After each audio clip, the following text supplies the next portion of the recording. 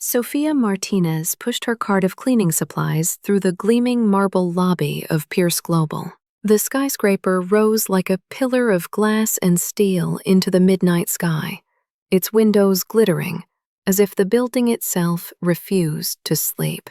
Sophia's shift began when most of the city was heading home, when silence wrapped the offices like a velvet shroud.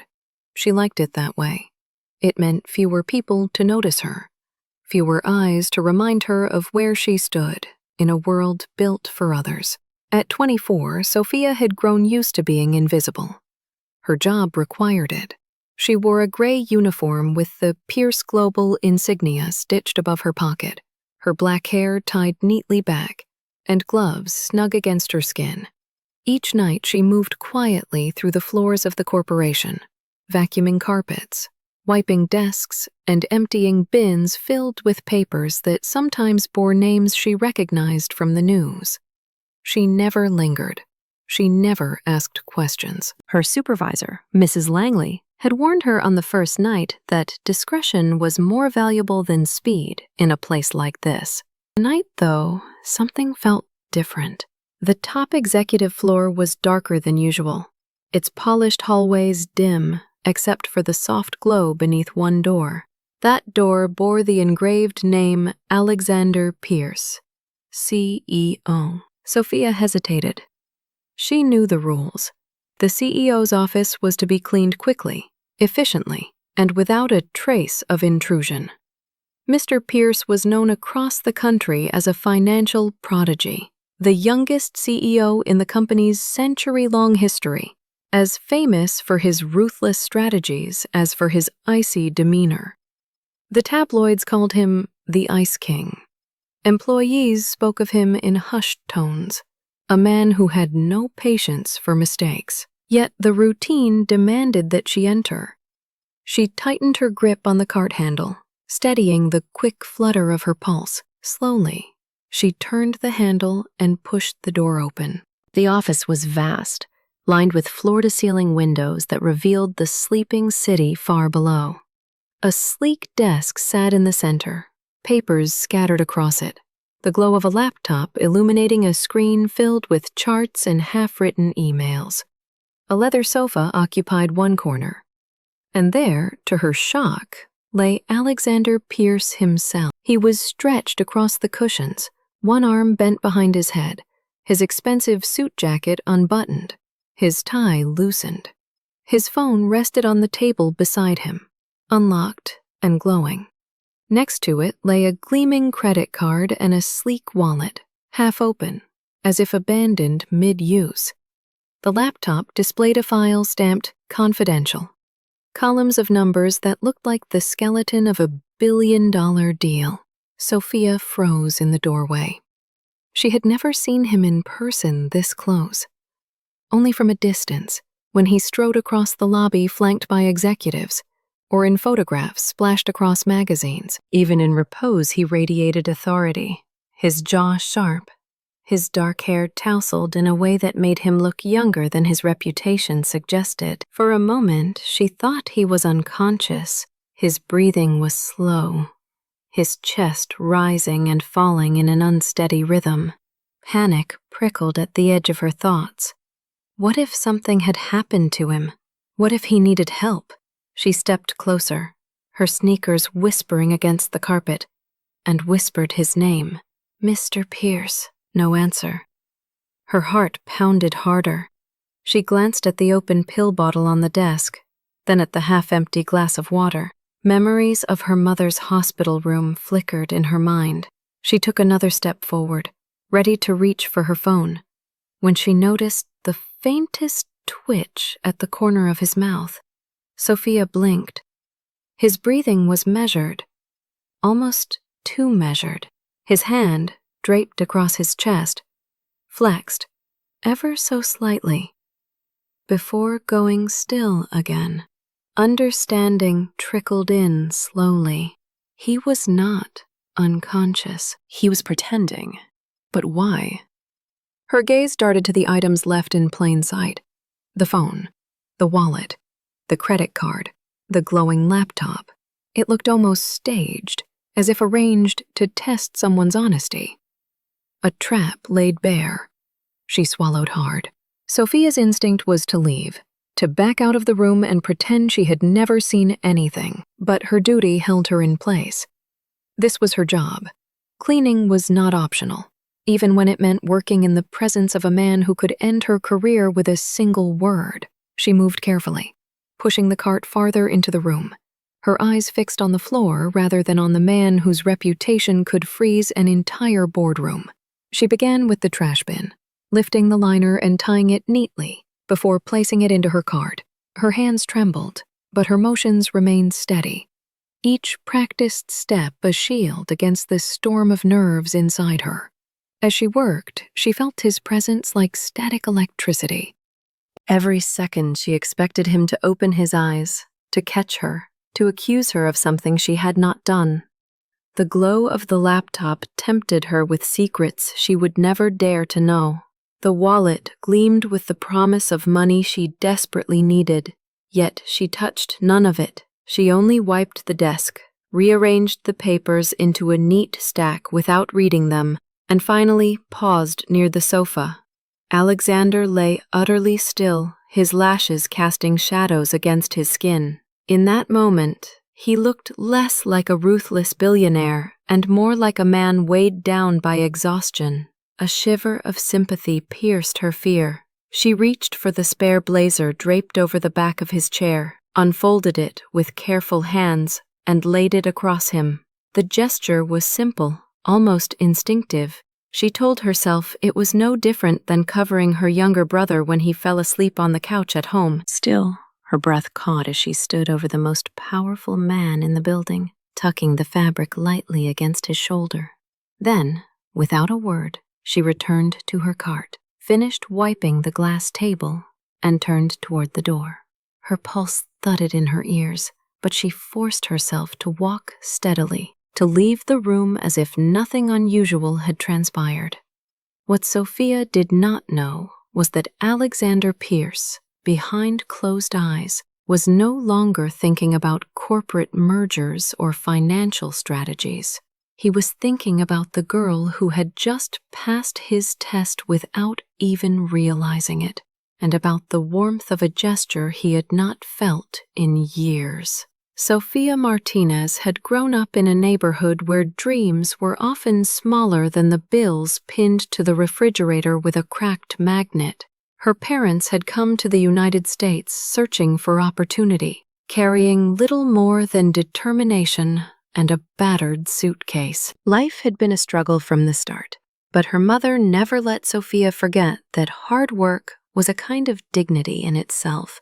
When her mother passed away after a long illness, Sophia was only 16, left with the responsibility of caring for her younger brother, Matteo, who was barely 10 at the time. From that day forward, childhood ended for her. She learned quickly how to keep the household afloat. Every dollar mattered. Every decision carried weight. Rent had to be paid. Food had to be bought, and her brother needed stability. Sophia promised herself that Matteo would have the chance to stay in school, to live the childhood she never really had. She became the quiet guardian of their tiny apartment, a place that smelled of detergent and reheated meals, a place that never quite felt safe from eviction notices. By the time she turned 18, Sophia was working 3 different jobs. She served tables at a diner in the morning, stocked shelves at a grocery store in the afternoon, and watched over neighborhood children when their parents worked late shifts. Sleep became a luxury she rarely afforded, her body often running on adrenaline and worry. She had dreams once, of studying literature at a university, of writing stories that could carry her away from the constant grind. But those dreams folded into the pages of survival. Still, she never allowed bitterness to harden her. Her mother's words echoed too often in her mind. Kindness costs nothing, but it can mean everything. Matteo was now a teenager, lanky and full of energy, a reminder to Sophia of what she was fighting for. He dreamed of becoming an engineer, of building things that could last. To give him that chance, she needed steady work with benefits, something that could finally break the cycle of instability. When she heard of an opening at Pierce Global through a community posting, she nearly dismissed it as a fantasy. A global corporation with its name etched across the skyline was not a place for someone like her. But Mrs. Langley, the supervisor of the janitorial crew, had a reputation for giving hard workers a chance. Sophia applied, and after a short interview where she emphasized her reliability and discretion, she was hired.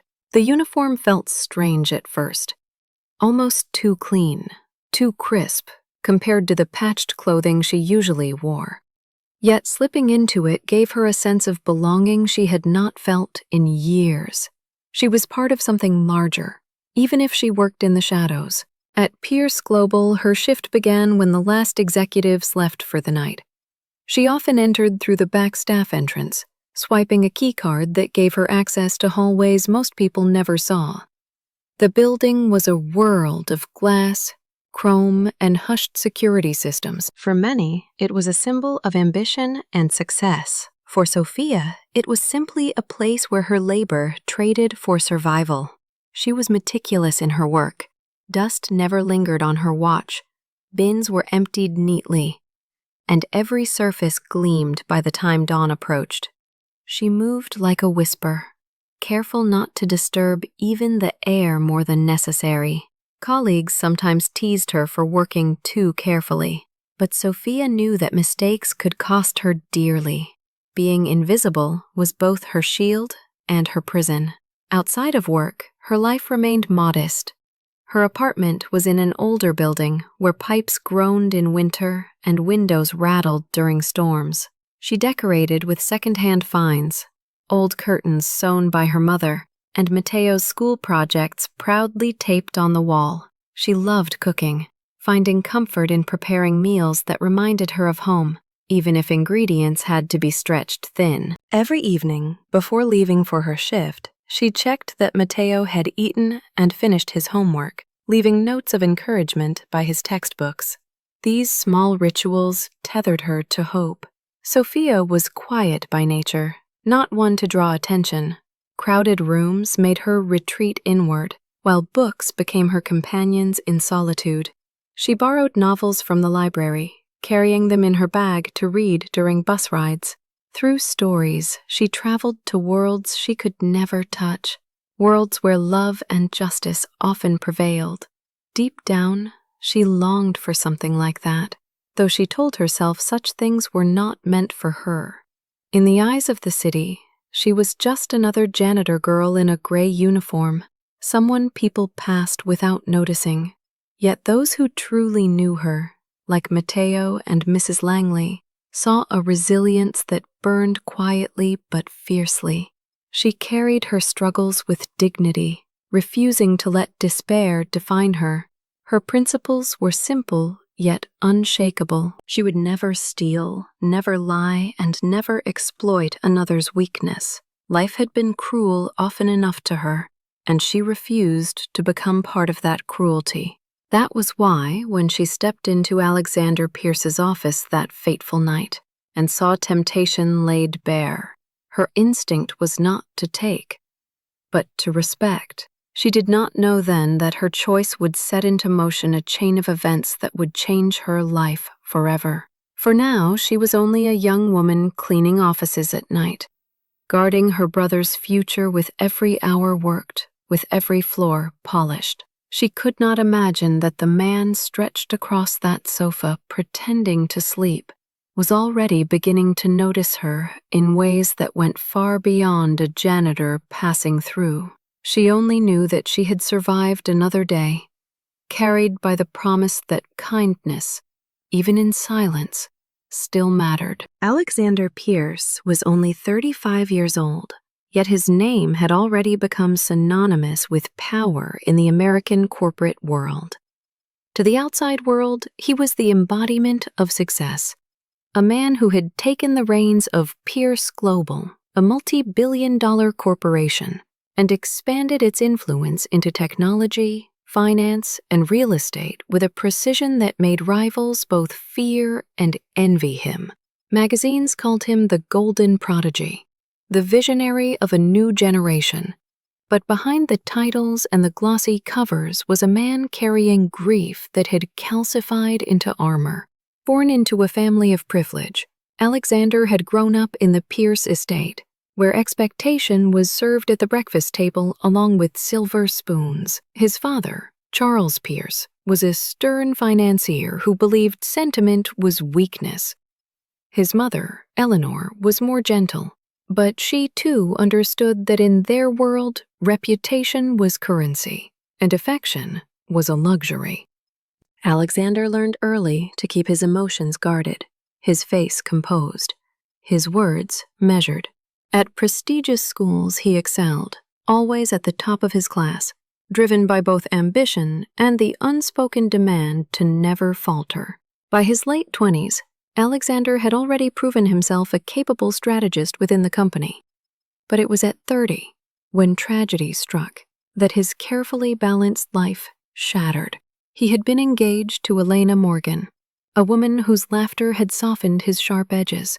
Elena was a journalist, spirited and fearless, someone who believed in truth more than comfort.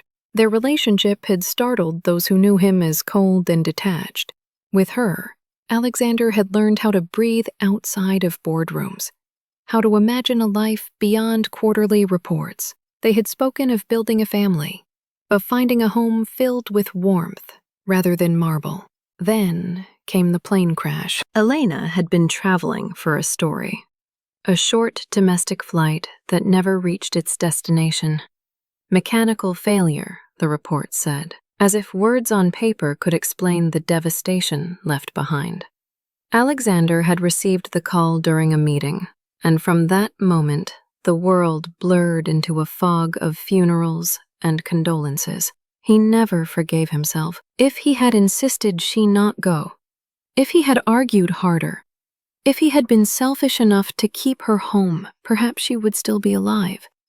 Guilt became his shadow. He poured himself into work, stretching hours into nights, conquering market after market as if sheer achievement could fill the hollow left in his chest. Colleagues admired his stamina. Investors praised his brilliance. But no one saw the man who returned to an empty penthouse and sat in silence until dawn. The press began to call him the Ice King. It suited him. He let them believe he was untouchable, that he was too focused to be distracted by human weakness. In truth, he had simply locked his grief away, where no one could reach it. His inner circle dwindled to a few trusted advisors, men and women who respected his privacy and never questioned why he avoided personal gatherings. Friends from college drifted away, unable to penetrate the frost. He never dated again, not seriously. Women were interested, drawn by his wealth and stature, but he felt nothing but fatigue at the thought of opening his heart only to lose once more. The only companion that stayed constant was his work, and with it, the mansion of glass and steel that bore his name across the skyline. Yet, despite his guarded exterior, Alexander was observant. He noticed details others missed, the habit that had made him both feared and respected in negotiations. He could detect hesitation in a competitor's voice, insincerity in a handshake. He read people like contracts, and he rarely trusted what he saw. That was why the presence of a young janitor like Sophia Martinez intrigued him in ways he did not expect. She was not meant to be seen. Yet he had glimpsed her once or twice in the late hours when he lingered at the office past midnight. She moved quietly, never meeting his eyes, her focus on the task rather than the surroundings. Unlike others who sought his attention, she carried herself with humility. Still, Alexander dismissed the thought quickly. He was not a man who entertained curiosity in the staff. His world and theirs were separated by walls higher than glass, and yet he had begun to feel the weight of loneliness more acutely as years passed. His penthouse, though filled with art and luxury, was as silent as a tomb. His office became his refuge, but also his prison. Nights stretched long when the city lights outside reminded him of lives lived with laughter, lives he no longer knew how to join. In those hours, he sometimes sat at his desk staring at the photograph of Elena he kept hidden in a drawer, wondering if he would ever feel alive again.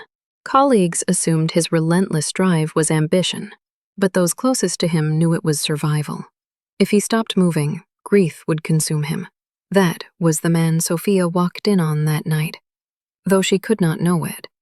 To her, he was simply a billionaire CEO, apparently asleep, surrounded by temptations of wealth and power.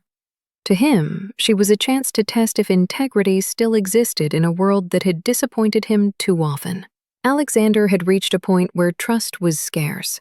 Board members schemed for power, competitors plotted hostile takeovers, even allies sought advantage.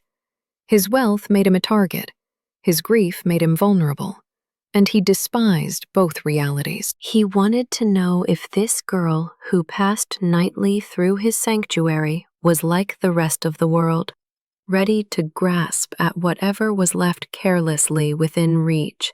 What he did not anticipate was the gesture of compassion she offered instead. For years, Alexander had told himself that kindness was an illusion, that loyalty was transactional, that love was a liability. He had lived behind frost because warmth had cost him everything. But as Sophia's presence lingered in his thoughts after that night, something cracked in the ice. He could not name it yet, but he felt it. And though he would never admit it aloud, part of him longed to believe again in the very things he had buried with Elena. Sophia's first official encounter with Alexander Pierce came not in the hushed silence of a midnight office, but in the fluorescent glow of an early morning corridor, when her cart squeaked at the wrong time and destiny shifted on its axis. She had been reassigned by Mrs. Langley to cover the executive wing after another worker called in sick, a responsibility that felt heavier than her mop handle. Mrs. Langley's instructions had been precise and stern. Do not speak unless spoken to. Do not linger. Do not look curious. The CEO does not like disruptions. Sophia nodded, swallowing the lump in her throat, and wheeled her supplies down the polished hallway that seemed to echo every sound. The executive floor was unlike the others she had cleaned. The carpets were thicker, the art on the walls more expensive, the atmosphere sharper, as if ambition itself had been distilled into air. She felt out of place, a shadow among giants. Yet she forced herself to remember that floors were still floors, and dust was still dust, no matter how much gold trim lined the edges. She had almost finished wiping a glass table near the conference room when footsteps approached. Firm and unhurried, Sophia froze, instinctively lowering her gaze. The sound drew closer until the air seemed to change. She knew without lifting her eyes that Alexander Pierce had entered the hall.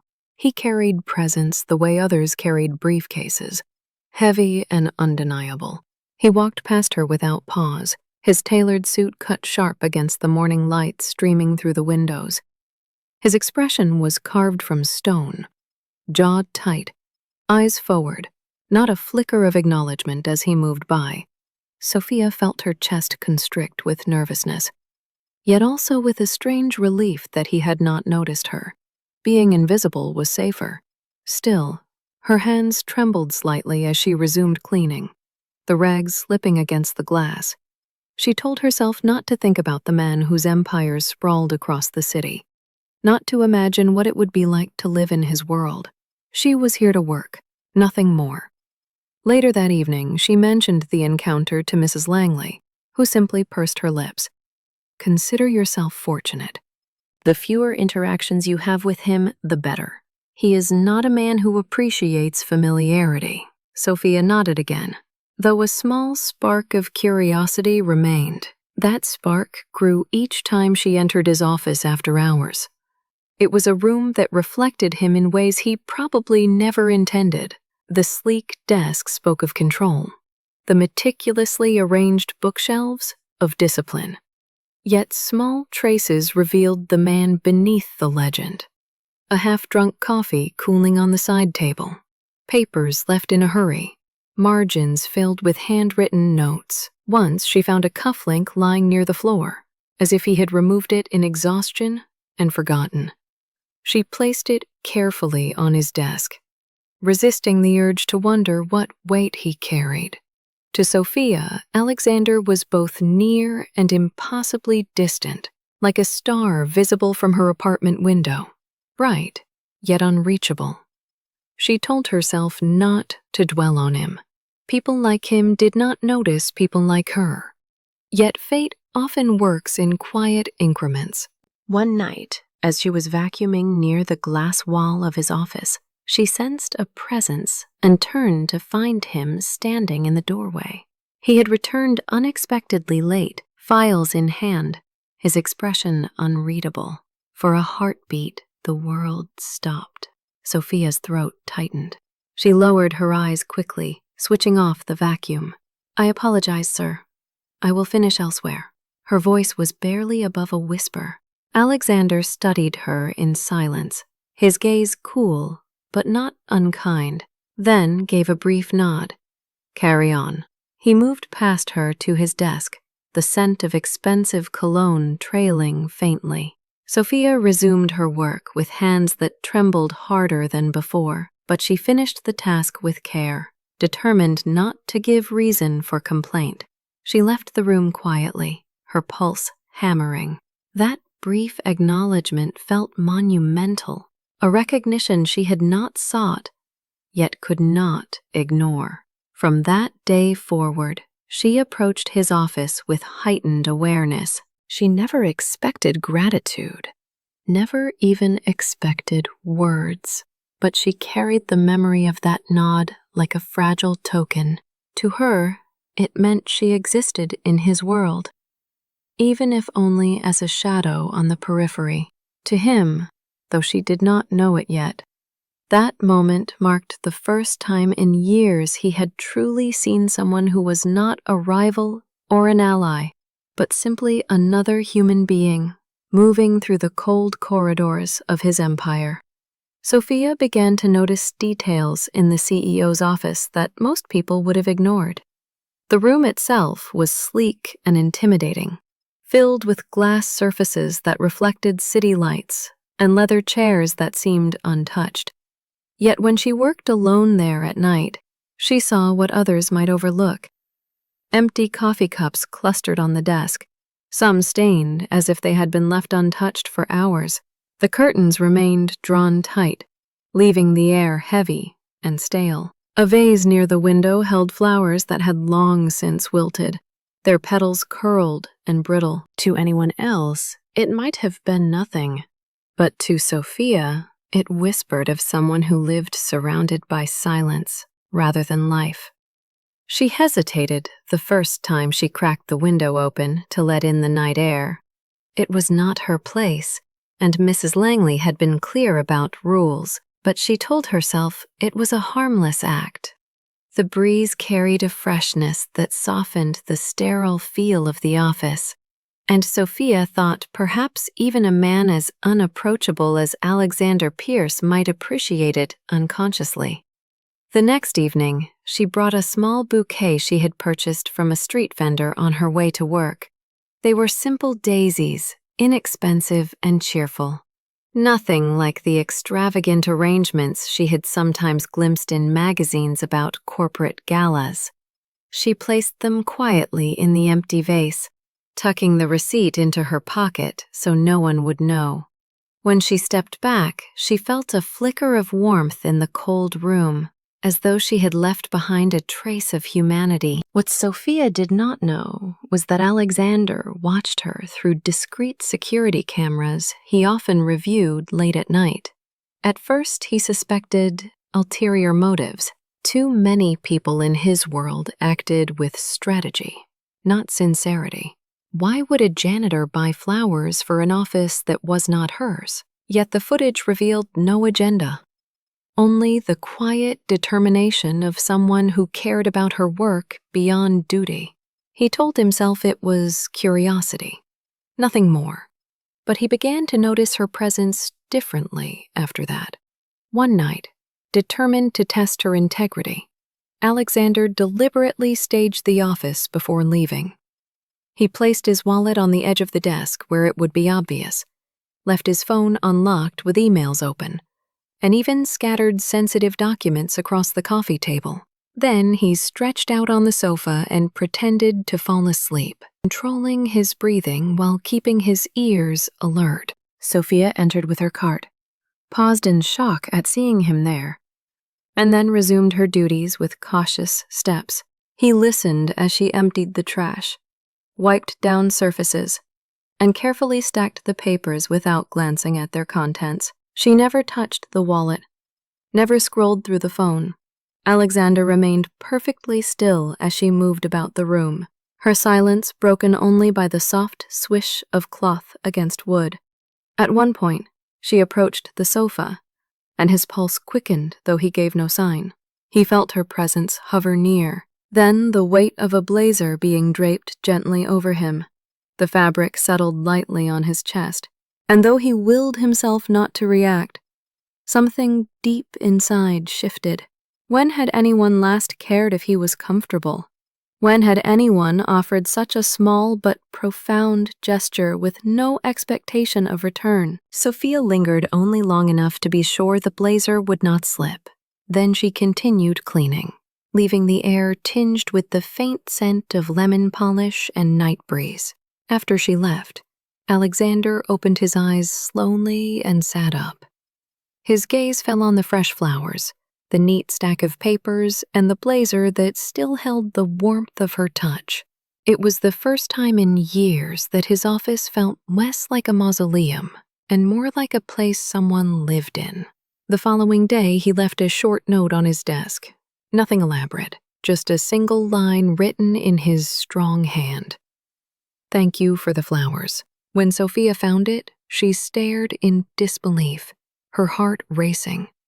She knew immediately who had written it, and though part of her feared reprimand, the words held no anger, only acknowledgement. She tucked the note into her pocket as if it were something fragile, unsure why it mattered so much. The next evening, she responded timidly with her own note, written on scrap paper. "Windows let the night air in. It helps the room breathe." She signed only with her initials and placed it discreetly beside the vase of daisies. When Alexander returned and found it, he felt a strange warmth spread through him. A dialogue had begun, silent yet meaningful. Over the next weeks, this exchange grew. He left small notes of gratitude, and she replied with observations about light, air, and simple details that transformed the office. None of it was romantic. Not yet. But each word carried sincerity that he had not experienced in years. Sophia continued to bring flowers, sometimes roses from a discounted bundle, sometimes wildflowers she gathered from the edge of the park. She replaced the stagnant air with freshness, folded blankets neatly, and ensured coffee cups were cleared so the space looked less abandoned. These were small gestures, perhaps invisible to most, but Alexander noticed every one. He found himself anticipating what she would leave behind. The Ice King of Wall Street, as the press called him, was slowly thawing in the quiet presence of a janitor who never expected to be seen. And Sophia, though she reminded herself daily that she was only an employee, began to feel a fragile thread of connection she could not explain. She carried his notes home in her pocket, rereading them during bus rides as if they were fragments of a story unfolding between two people who lived in entirely different worlds. Neither of them spoke of it aloud, but both knew that something had begun to change. The quiet exchange of notes between Alexander and Sophia soon became the most unexpected rhythm in both their lives. For Sophia, each shift began with a flutter of nervous anticipation as she wondered if a small square of paper might be waiting for her on the CEO's desk. For Alexander, Mornings were no longer a blur of meetings and reports, but an exercise in patience as he waited to see if his latest note would receive a reply. It was a fragile communication, as if both of them feared that acknowledging it aloud might shatter the delicate balance. Alexander continued to leave subtle tests, not of temptation, but of trust. He would leave his laptop open to confidential documents, his corporate ID badge resting carelessly on the edge of the desk, or an envelope of checks unsigned. He monitored from a distance, not through suspicion, but through curiosity about the consistency of her character. Every time, Sophia proved the same. She never peeked, never pocketed, never crossed a boundary. She dusted around the objects, stacked them neatly, and moved on. What caught him off guard were the extras she offered. A fresh pen left beside his laptop after she noticed the ink on his old one had run dry. A coffee mug washed and placed on a coaster. A flower stem trimmed so it would last longer in the vase. They were not part of her duties, yet they reflected a thoughtfulness that could not be purchased or ordered. One evening, Alexander scribbled on a note card, "Thank you for the fresh air. The room feels different." Sophia discovered it and smiled to herself, replying with her own line, "Sometimes a room just needs to be reminded it is alive." Their dialogue continued, sometimes practical, sometimes almost poetic. She wrote about how the sunset reflected against the glass walls, painting colors that the office lights never could. He answered the next day, "I had forgotten to look at the sunset. Thank you for reminding me." Sophia began to sense layers beneath his reputation. He was not only the Ice King carved from ambition, but also a man who noticed her smallest efforts and answered with sincerity. Yet she reminded herself that this connection was confined to notes. She was the janitor girl, invisible by design, and he was the CEO of one of the largest corporations in the country. Still, the notes filled her with a quiet joy that carried her through the exhaustion of long nights. For Alexander, the notes became the highlight of his day. He would arrive early, unlock his office, and find himself searching the desk for her handwriting before he even checked the markets. It unsettled him at first, this eagerness that bordered on longing. He had buried emotions for so long that feeling them again felt dangerous. But he could not deny that Sophia's words chipped away at the walls he had built. Once, after a particularly brutal board meeting, he returned to his office and found a single daisy left beside his chair with the note, "Even storms pass." He sat for a long time staring at it, realizing that this girl who scrubbed his floors seemed to understand him more deeply than colleagues he had known for years. Sophia, meanwhile, wrestled with her conscience. Each time she slipped a note under a paperweight or placed flowers in the vase, she feared discovery by Mrs. Langley or another supervisor. If anyone accused her of overstepping, she could lose the job that kept her brother fed. Yet the thought of leaving the connection unanswered felt worse than the risk. Her heart told her that Alexander, for all his wealth, was lonelier than she was. Perhaps, she thought, kindness offered in silence was worth the danger. One night as she cleaned, Sophia noticed a family photograph half hidden on a shelf.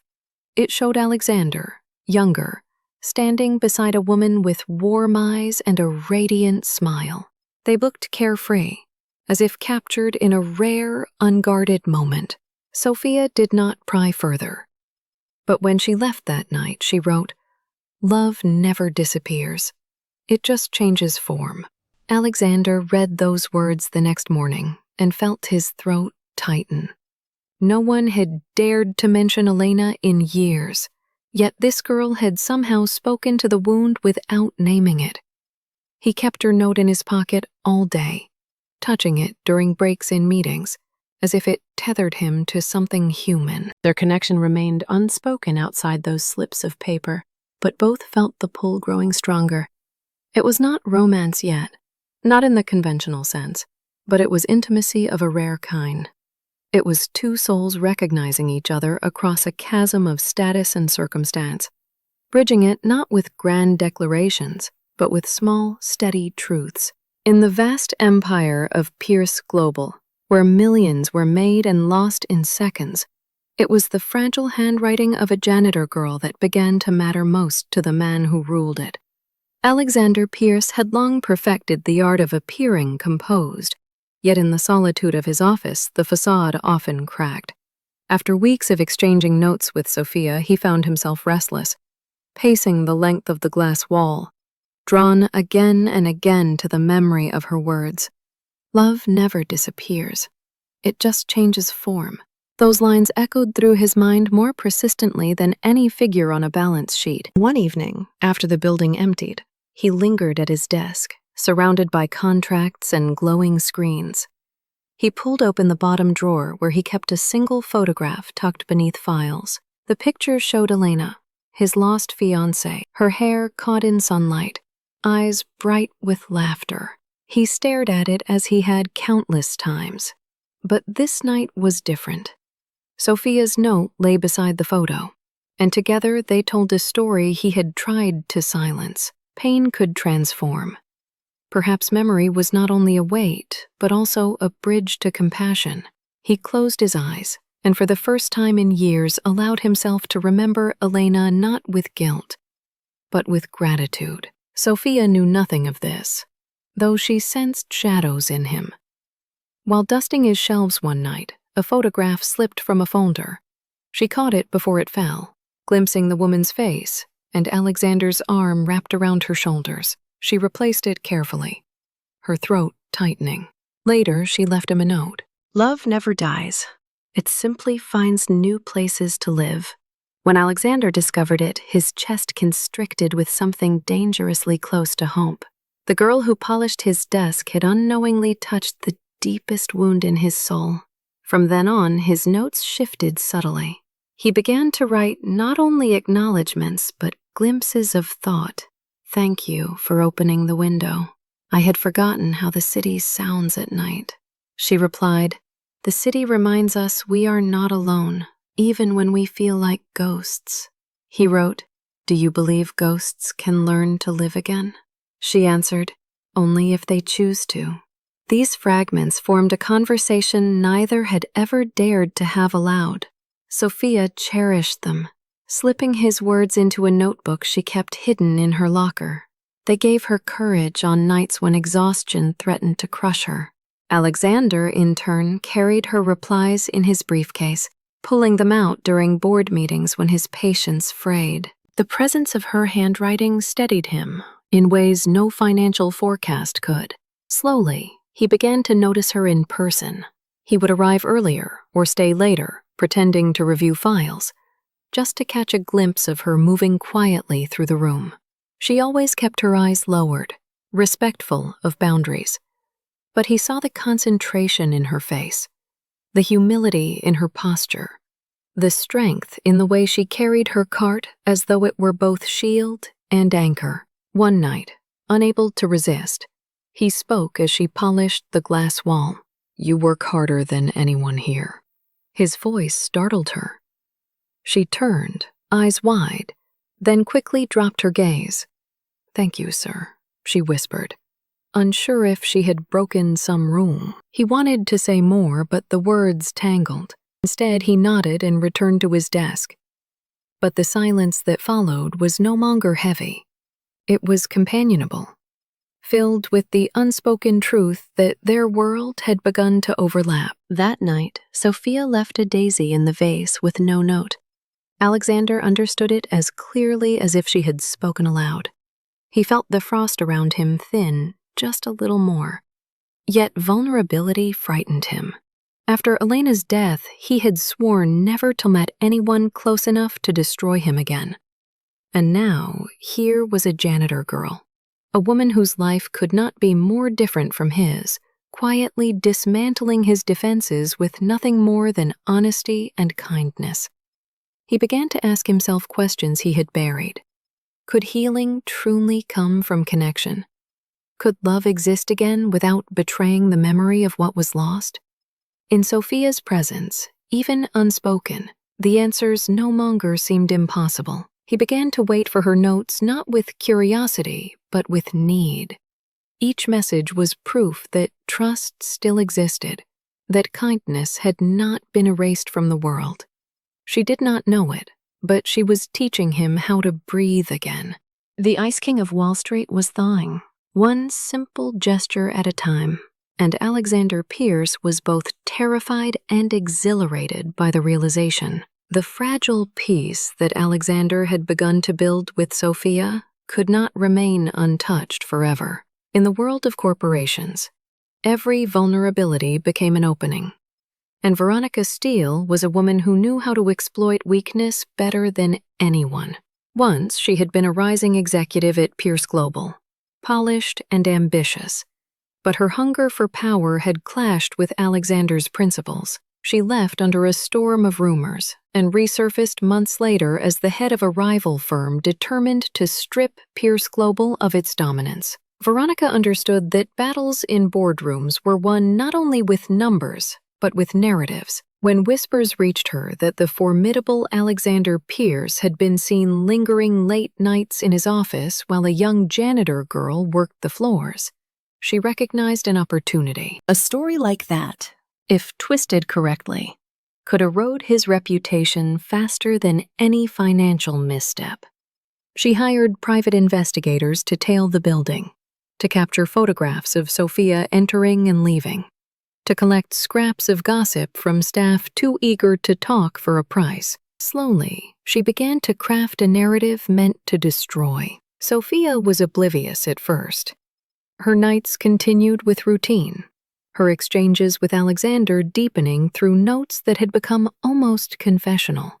She noticed occasionally that men she did not recognize lingered near the lobby when she arrived for her shift, but she dismissed them as late-night employees. Meanwhile, Alexander sensed the tension through subtle changes in the behavior of his board members. Conversations grew sharper, questions about his leadership more pointed. He knew the corporate world thrived on perception, and perception could be manipulated. One evening, during a rare dinner with an old ally, he was warned directly. "There are rumors, Alexander. They say you are distracted, that you are involved with someone far beneath your station." He kept his expression cold, but inside his mind reeled. He knew exactly who the target was. That night, he reviewed security footage and saw the truth.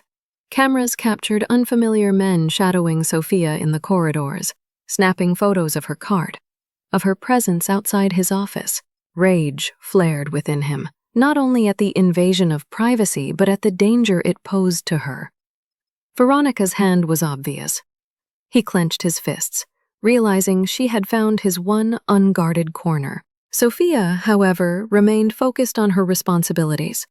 Unaware that the shadows gathering around her were weaving a trap, she continued leaving notes, observations about the quiet beauty of the city at dawn, encouragements after difficult days. "You carry too much weight," she wrote once. "Even steel bends if pressed too hard." Alexander read it in silence, torn between gratitude and fear. He wanted to protect her, to shield her from the storm he knew was forming, but he also knew that her very association with him had painted a target on her back. In the days that followed, whispers grew louder. Tabloids hinted at impropriety, at a secret relationship between the untouchable CEO and a nameless cleaning girl. For Alexander, the insult was not in the scandal, but in the way it reduced Sophia, stripping her dignity and painting her as a schemer. He had seen her integrity tested and proven beyond question. To imagine her reputation dragged through mud because of him filled him with fury. Sophia began to notice the strain. Mrs. Langley pulled her aside one evening, her stern face unusually worried. "Be careful, Sophia. There are people watching. I do not know what game they are playing, but it involves you." Sophia felt her stomach twist. She had done nothing but work hard, nothing but offer small kindnesses that came naturally. And yet suddenly she was under scrutiny. Still, she returned each night, determined not to let fear drive her away. When she entered Alexander's office now, she sensed his tension. Papers were scattered not with carelessness, but with distraction. His notes grew shorter, sharper, as if he battled forces she could not see. One evening, she dared to leave him a longer message. Whatever storm you are facing, remember that silence can be stronger than noise. Alexander read it and closed his eyes. He realized then how much he depended on her words, how they steadied him when everything else threatened to collapse. Yet, even as he folded the note into his pocket, he knew the storm could not be avoided. Veronica Steele was circling, and soon her strike would land. The fragile bond between a billionaire and a janitor girl was about to be tested in ways neither could have imagined, and the cost of their connection would prove higher than either had prepared to pay. The breaking point came on a Tuesday night, when the office floors gleamed brighter than usual, and Sophia moved through the halls unaware that her life was about to collapse. She had just finished polishing the glass doors outside the executive boardroom when 2 security guards appeared, their expressions grim. "Miss Martinez, we need you to come with us." Confused but obedient, Sophia followed them to the staff lockers. There, under the watchful eyes of Mrs. Langley and 2 corporate investigators, they opened her locker. Inside, wrapped in a rag from her cleaning cart, was a small, black USB drive, stamped with the company insignia. The investigator held it up as though it were a weapon. "This was reported missing from the data vault this afternoon. It contains sensitive information about our pending merger." Sophia felt the blood drain from her face. "I do not know how that got there," she whispered, her voice trembling. "I have never touched anything that was not mine." Mrs. Langley's face was pale with disbelief. She shook her head slowly. "Sophia is not a thief." But the evidence was damning. The guards recorded photographs, bagged the USB, and read Sophia her rights. She was escorted out of the building like a criminal, every eye in the lobby following as she stumbled with humiliation. Outside, the cold air struck her lungs like knives. Reporters were already waiting, tipped off in advance. Flashbulbs burst. Voices shouted questions. "Did you steal from Pierce Global? Are you having an affair with Alexander Pierce? How much were you paid for the data?" Sophia's cheeks burned with shame. She wanted to scream the truth, that she was innocent, but the words stuck. Cameras captured every tear, every falter in her step. By morning, headlines plastered across financial news outlets told the story Veronica Steele had orchestrated. Billionaire CEO compromised by janitor girl. Corporate secrets stolen in late-night scandal. Social media erupted with speculation, cruel memes, and debates about class, race, and power. For Alexander, the news was a knife to the chest. He had woken to an emergency call from his legal team, and now sat in his office reading the reports with growing fury. He knew instantly that Sophia had been framed. She had passed every test of integrity he had laid before her. She had shown more honesty than half the board members who sat around his table. He clenched his fists as he realized who was behind it. Veronica Steele. Her handprints were all over the scheme. Plant evidence, ignite scandal, destabilize leadership. It was a classic hostile tactic. Yet, knowing the truth was not the same as proving it. At the emergency board meeting that followed, Veronica herself appeared as a guest consultant, her expression polished with feigned concern. "It is regrettable," she said smoothly. That Mr. Pierce has allowed personal entanglements to compromise the integrity of this corporation. Investors may begin to question his judgment. Alexander's jaw tightened. He rose slowly, his presence commanding silence. This board will not condemn an innocent woman because of planted evidence. Miss Martinez has shown nothing but loyalty. She had every chance to betray me and never once did. I trust her with my life. The room buzzed with tension. Some directors exchanged uneasy glances. Others frowned at the intensity of his defense. Veronica's smile was thin as a blade. Trust is admirable, Alexander, but facts remain. The drive was found in her possession. Alexander's voice dropped to steel, and I will prove how it got there. The meeting adjourned in chaos, but the damage had been done. Sophia was suspended, facing charges of corporate theft. She returned home to her small apartment where Matteo waited in fear, clutching the newspaper that displayed her mugshot as if she were a criminal. Sophia sank onto the couch, her shoulders shaking. "I did not do it," she whispered, but she wondered if anyone would believe her. For the first time since her mother's death, she felt utterly powerless. Across the city, Alexander launched his counterattack. He hired a team of cyber investigators to trace access logs. He interrogated his IT department and ordered a review of surveillance tapes. He refused to let Sophia carry the blame for Veronica's vendetta. Yet in those first hours after the scandal broke, the narrative belonged to Veronica. The world was convinced that the janitor girl had seduced the Ice King and stolen his secrets.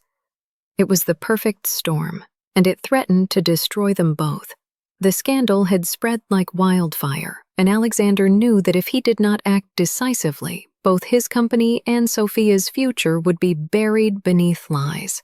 He spent sleepless nights at his desk, surrounded by glowing screens as his private investigators traced digital trails. The logs revealed what he suspected. The USB drive had been accessed, not from Sophia's account, but from an internal administrator in the IT department. Further digging uncovered payments routed through shell companies tied directly to Veronica Steele. The pieces were falling into place, but the timing was critical. The board was already whispering about removing him as CEO. Investors threatened to pull out. Veronica hovered like a vulture, waiting for him to falter. At the next emergency board meeting, she pushed harder. "Shareholders are anxious," she said with mock sympathy. "They need reassurance that Pierce Global is led by someone beyond reproach." Alexander's hands gripped the edge of the table. Enough. He projected the digital evidence onto the massive screen. Here is the access log from the night the file was stolen. Not Sophia Martinez, not any janitor, but an internal administrator bought and paid for by someone in this room. Gasps filled the chamber as he advanced to the next slide, showing bank transfers tied to Veronica's holding companies. He turned to her, voice sharp as ice. "Care to explain why your money paid the thief who planted evidence in my employee's locker?" Veronica's mask cracked for the first time, her eyes narrowing. "This is circumstantial," she snapped.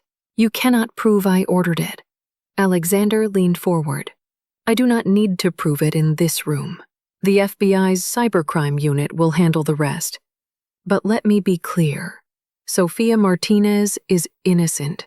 She had every opportunity to betray me, and she never did. She has shown more integrity in her midnight shifts than most of you have in your careers. I trust her with my life." Silence thundered across the boardroom. Some directors shifted uncomfortably.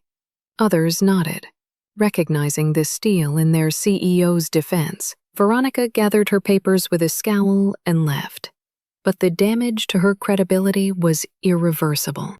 That night, Alexander went to Sophia's apartment. He found her sitting on the worn sofa beside Matteo, exhaustion etched into her face. She looked up at him with eyes filled with both hope and fear. "Why are you here?" she whispered. "You should be protecting yourself." He shook his head. "Protecting you is protecting myself. You are not my weakness, Sophia. You are the proof that I can still trust, that I can still believe in someone." She wanted to protest, to remind him that her reputation was ruined, that the world believed the worst of her. But his gaze silenced her. "I will clear your name," he promised. "I will not let you carry this burden another day." Sophia's throat tightened. For weeks she had felt crushed beneath humiliation and doubt, but hearing him declare his faith in her ignited a fragile ember of strength.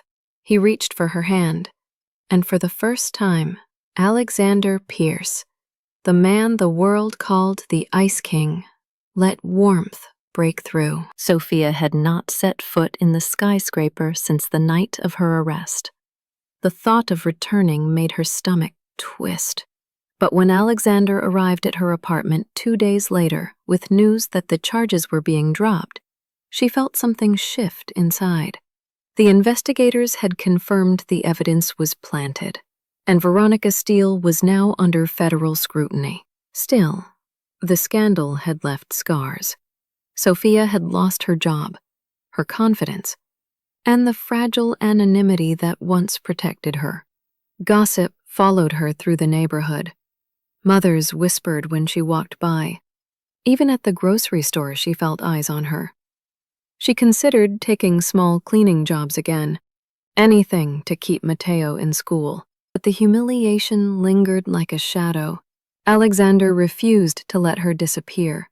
He visited often, sometimes bringing dinner, sometimes bringing silence that was just as valuable. One evening he found her sitting on the fire escape, knees drawn to her chest, staring at the city lights. "You should not be here," she murmured. "The world thinks I ruined you." He stepped closer, his voice low but steady. "The world has been wrong before. You saved me long before I ever saved you." She turned, startled. "I saved you?" He nodded, eyes glinting. "You reminded me that kindness still exists. You reminded me how to breathe. Without you, I would still be a ghost haunting that office." Sophia's heart trembled. She wanted to believe him, but the risk was enormous. If she stayed close to him, the press would twist it into something ugly.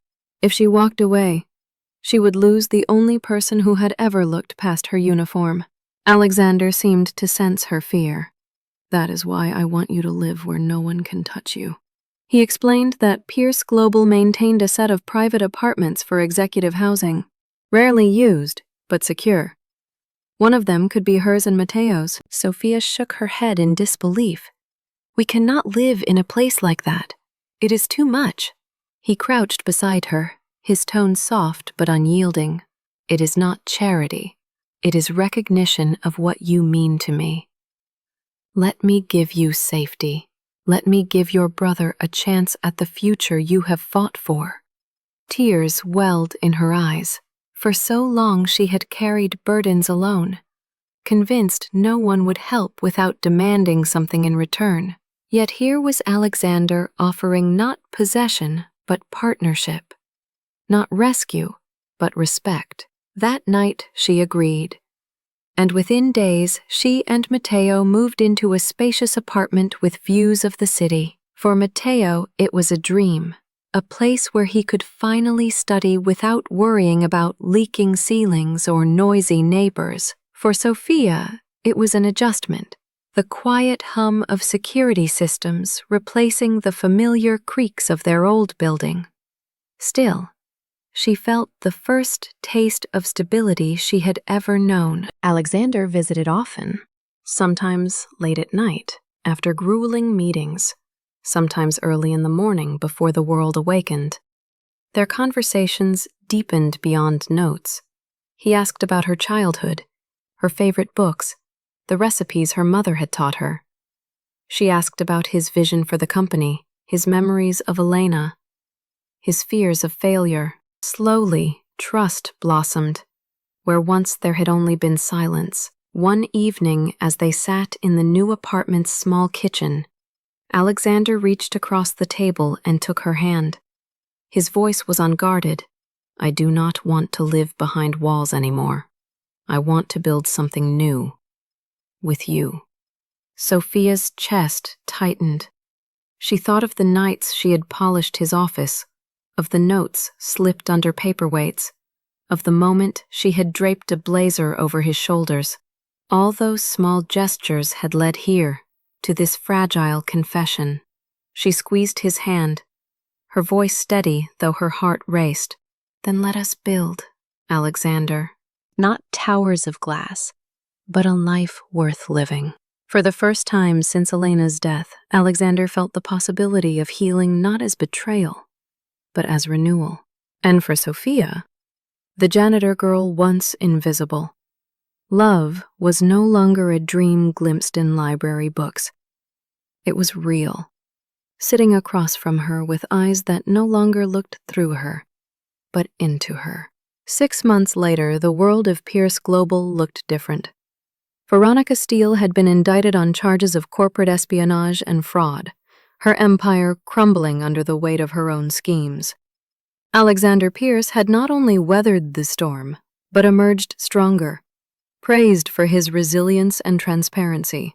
Yet for him, the true victory was not measured in stock prices, but in the quiet moments he now shared with Sophia. The apartment that once felt like a temporary refuge had become a home filled with Mateo's laughter, the aroma of Sophia's cooking, and evenings where Alexander allowed himself to relax for the first time in years. He found solace in the ordinary, in dishes drying on a rack, in the sound of pages turning as Sophia read late at night, in the knowledge that he was no longer alone. When he decided to propose, he chose not a gala or public stage, but the place where everything had begun, his office. It was there, amid the glass walls and the desk once covered in notes, that he knelt with a ring in hand. Sophia's eyes filled with tears as he spoke. This was once a room of silence and ghosts. You turned it into a place of light. I want the rest of my life to feel like that. Will you marry me? Her yes was whispered but firm, carrying the weight of all the nights they had both fought loneliness. The wedding was simple by design. No tabloids, no cameras, only the people who mattered. The ceremony was held in the corporate atrium that overlooked the city skyline, transformed with flowers and soft lights. Mrs. Langley stood proudly as a witness, her stern face softened with rare warmth. Mateo, now taller and surer of himself, served as Alexander's best man, his speech shaky but heartfelt. He told the gathered guests that his sister had always been his hero, and now she had found someone who finally saw her the same way. Sophia wore a dress chosen not for its price, but for its grace, a flowing gown that made her look like she had stepped out of the very stories she once borrowed from the library. Alexander wore a simple suit, his usual armor stripped down to reveal the man beneath the legend. As they exchanged vows, there was not a dry eye in the room. Sophia promised to bring light to even his darkest days, and Alexander promised to never again let silence define his life. When the minister declared them husband and wife, applause echoed through the glass atrium like thunder, and the city outside seemed to sparkle brighter. The reception was intimate, with long tables of food shared like a family gathering. There were no toasts of business triumphs, only stories of resilience, kindness, and the unlikely love between a CEO once called the Ice King and the janitor girl who had thawed him. Sophia looked around at the faces, her brother, Mrs. Langley, Alexander's few trusted friends, and realized that this was the family she had always dreamed of. Later, as the night grew quiet, Alexander led her to the corner of the atrium where floor-to-ceiling windows revealed the skyline. They stood together, the city glittering beneath them, the future stretching wide. "No regrets?" he asked softly. "None," she answered, leaning into him. This is exactly where I am meant to be. He kissed her forehead and whispered, "Then let us fill this life with light." With children's laughter, with Sunday dinners, with flowers on every windowsill, she smiled through tears, seeing not just the man who once tested her with silence, but the partner who now dreamed of a shared tomorrow. Their story had begun with suspicion and shadows, but had blossomed into trust and love. The janitor girl and the billionaire CEO, two lives that should never have crossed, had chosen each other against every odd. As dawn broke over the city, painting the glass towers in gold, Alexander and Sophia stepped forward together. Love had risen from the coldest walls of steel, proving that even in the unlikeliest places, hearts could find home.